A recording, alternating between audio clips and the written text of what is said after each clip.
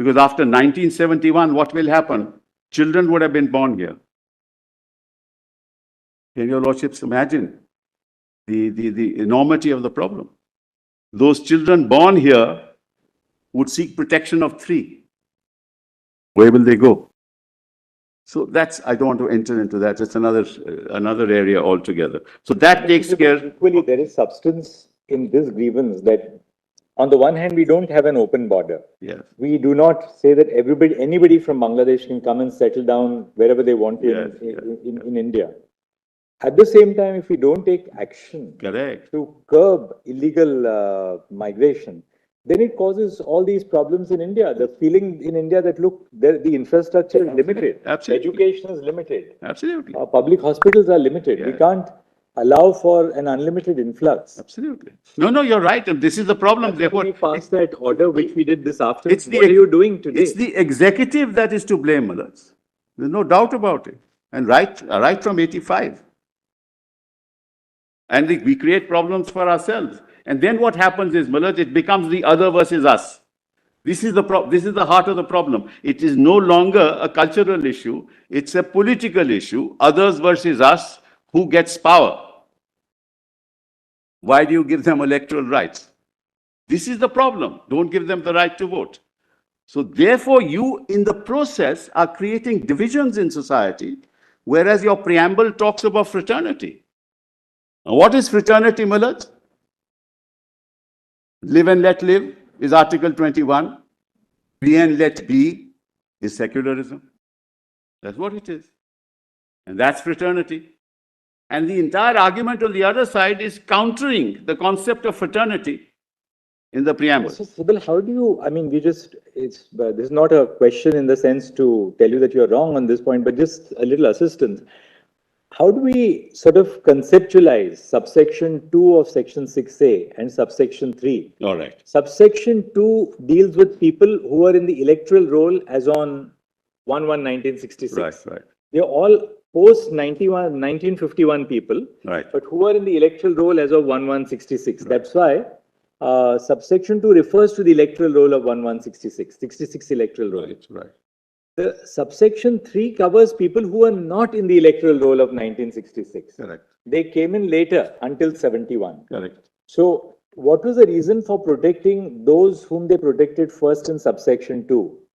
Was it that Parliament wanted to protect people who are now they've come on the electoral roll as on 1/1/66? So we say, all right, you have now been assimilated. We have already, whether you are legal, illegal, we sort of make a blanket conferment of citizenship. What was why these two bifurcations into subsection 2 and subsection 3? I will try and answer that, Malaj. There are two reasons for it. Number one, even those whose names were in the electoral roll, people objected to them. People objected to them, saying they got themselves into the electoral roll. They did not come here prior to 1966. That's why the whole NRC exercise has taken place. And at the end of the NRC exercise, do you know what the result is? Your Lordship asked that question, they should have told you the answer. The answer is, today there are 19.06 lakh people who are left out of and whose appeals are pending. That's all. And the majority of them are Hindus. So it's not as if nothing happened after 71. This exercise has been done and done in 8 years, Malaj. Malaj, that's why Justice Gogoi said, everybody will have to produce the legacy tree, legacy data. Who was your great-grandfather? Even those whose names were on the electoral roll. So in the NRC, every citizen, every person in Assam had to face the test. So in fact, from a statutory standpoint, what my lord is saying is right. From the actual standpoint, it's just the other way around. Because there were thousands of objections. Malaj, somebody didn't have a school certificate. Malaj, who gave a school certificate at that point in time? Then you had to show, no, my great-grandfather lived in that village. Then there had to be a linkage document. Then you had to produce somebody from a nearby village or the village in which you lived. And he came and made a statement, no, his grandfather was living there. So, Malaj, it may be as a matter of law for you to say that's not factually correct. Well, the whole NRC exercise was that all this may be wrong. And it was monitored by this court. And it ultimately found that the majority of the 19 lakhs were Hindus. 1,600 crores was spent in that exercise. So the point that I'm making is, Malaj, while your lordships asked me that question, the factual situation is in fact just the opposite. Because I don't want to bring any politics into it, because everybody objected to a particular, that he doesn't belong here. Of course, that exercise is still going on. But Malaj, therefore, it would be dangerous, and this is my respectful submission, to move into areas where it's difficult to come to a judicial determination. That's why 6A was a matter of policy. It was legislative policy pursuant to a political accord which sought to maintain a status quo subject to processes for those who came between 66 and 71. And if they do not formulate how 29 has been violated, why would your lordships go into it? So, but that's really the answer to your lordship's question. That everybody was questioned. It just so happened that once you're in the electoral roll, then you have a leg to stand on. But that was not the end of the story. It's not as if everybody who was on the electoral roll was accepted as a citizen. And then, Malaj, the argument that they owed allegiance to Pakistan, I don't understand that argument at all, Malaj. When I am born, Malaj, do I have an oath of allegiance to give? Or if somebody is granted citizenship, well, people don't give oath of allegiance. When people came from what? See, the upheaval, actually, as a matter of history, when did the upheaval start taking place in East Pakistan? Upheaval started taking place in East. No. The 66, I'm talking about the leading up to Bangladesh. Lordship knows, after the Bhutto election in particular, but the fact of the matter is that those belonged to an entirely different cultural tradition. This was all part of Bengal, Malaj. This is East Bengal and West Bengal. So all this is the oppressive policies of Western Pakistan, so to say, or now Pakistan, right? And what is happening there to the Hindus today was sought to be done to the Bengalis. It's as simple as that. Who would want to stay there? So you will have people in India Yes. who have been otherwise recognized as foreigners by the Foreigners Tribunal's order, who cannot be granted Indian citizenship, Yes. and yet who cannot be deported, though they are aliens. That's correct. So these are all very difficult aspects, Millers, to analyze and come to a judicial verdict.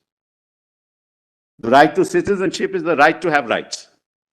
So, Millers, this takes, and then, Millers, somebody else in West Bengal or another state can say, you give me the same rights, but they cannot say, now you declare these as illegal, and therefore, where will they go? And, Millers, the commitment to fence Bangladesh was made in 1985 itself. So 15 years and 23 years, 38 years have passed. The fencing has not happened. Should have happened. And this creates more problems for India, as your lordship said. But the impact of it, because they came this side, the impact of it was what happened in Assam later. But it's bound to limit resources. They were claiming that their education should be free. And then what happened? The tea planters came here much before 1951. You know, Operation Searchlight Yes. is initiated by General Yahya Khan on the 25th of March. Yes. Now, interestingly, Section 6A, 25th of March 1971, is not the commencement of the provision. It's the end of the provision. End of the provision. Yes, right? Yes. So, if at all, one would anticipate that the influx would take place around or after 25th of March 1971. It didn't. What the statute does is to go back 5 years to 66, 1166. Yes. What is the reason for that 1166? Mullah, as I told you, by 66 because of the electoral roll. After that, Mullah. The electoral roll of 1166, Yeah. which was used for conducting the elections of 67, Yes. covered all those people who had entered India prior to 1166, Yes, yes. right? Yes. That is covered by 6A2. Yes. Just see how it is. I'll just tell you how 6A is worded. 6A2. All persons of Indian origin who came before the 1st of January 66 to Assam from the specified territory, Right. now bracket, very important, including such of those whose names were included in the electoral rules for the purpose of the general election to the House of the People held in 1967. Correct. That is to say, the 1967 election was held on the basis of the electoral roll of 1166. Correct. Yes. That covered people who had come in prior to 1166. Necessarily, Mullah, people may have come prior, but they may not be in the electoral roll. You're right. I'm not talking the exclusion. Yeah. But 6A2 Yeah. covers people post 1166. Yes. Yes. Right?